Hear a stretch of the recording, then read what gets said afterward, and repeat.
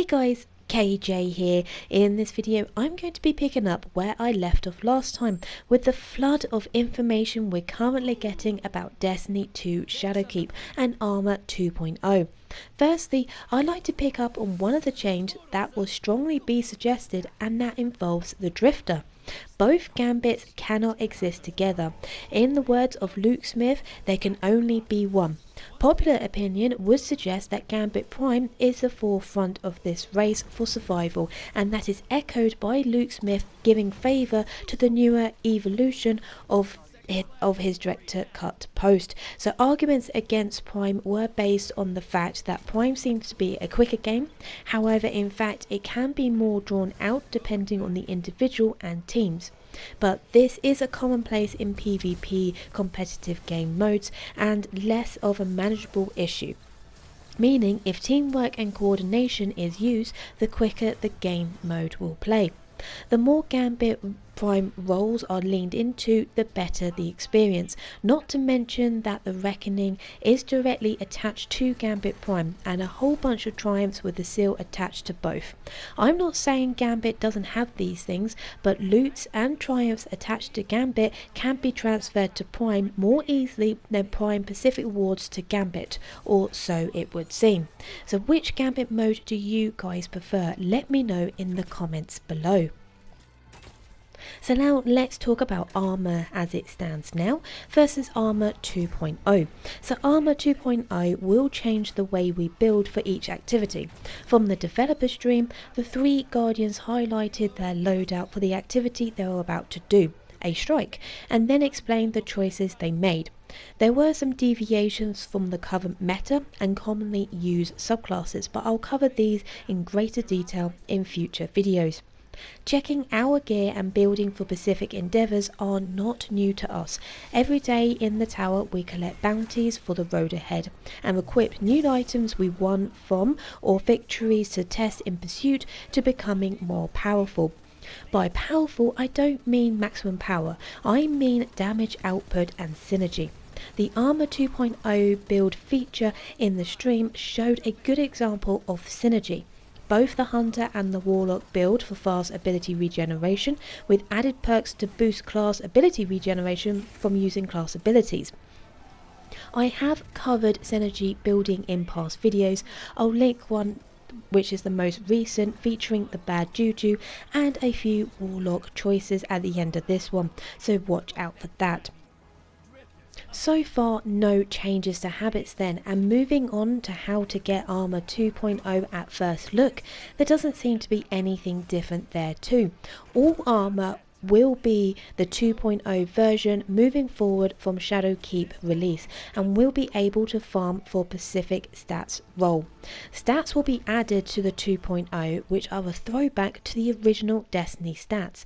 They are Discipline for grenade cooldown, Strength which is a melee cooldown, and Intellect which is super regeneration. This will be added to the Mobility, Resilience and Recovery. And all stats across all armour pieces will make up our character total. Each individual stat will also have more of a clear indication of its benefits rewarded. We'll actually see a number telling us how much of an increase to cooldown or boost a stat, which is actually really helpful. Now let's talk about the energy and mods that we can equip with energy types.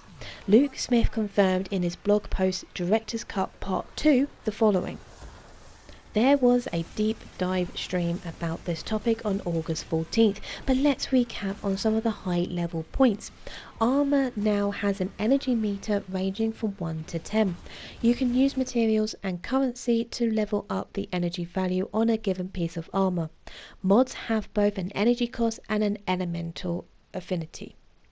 In order a mod to be equipped, your armour needs to have the correct element and have enough energy available. E.g., hand cannon reloader costs 3 void energy to equip, so your armour must have rolled void and have 3 energy available in order to use it. Fundamentally, this means we have additional vectors for tuning things like mods. How could tune their effects, so how much speed does a reload effect add? We could tune their cost, so how expensive is the mod going to socket? We could add mods to the pool for different affinity, etc. And when you acquire a mod from the game, it's like getting a perk that you can put on all armor. So once you've found enhanced hand cannon reloader from pinnacle activities, enhanced perks will come only from pinnacle activities. You'll be able to socket that mod into new armor that meets the criteria.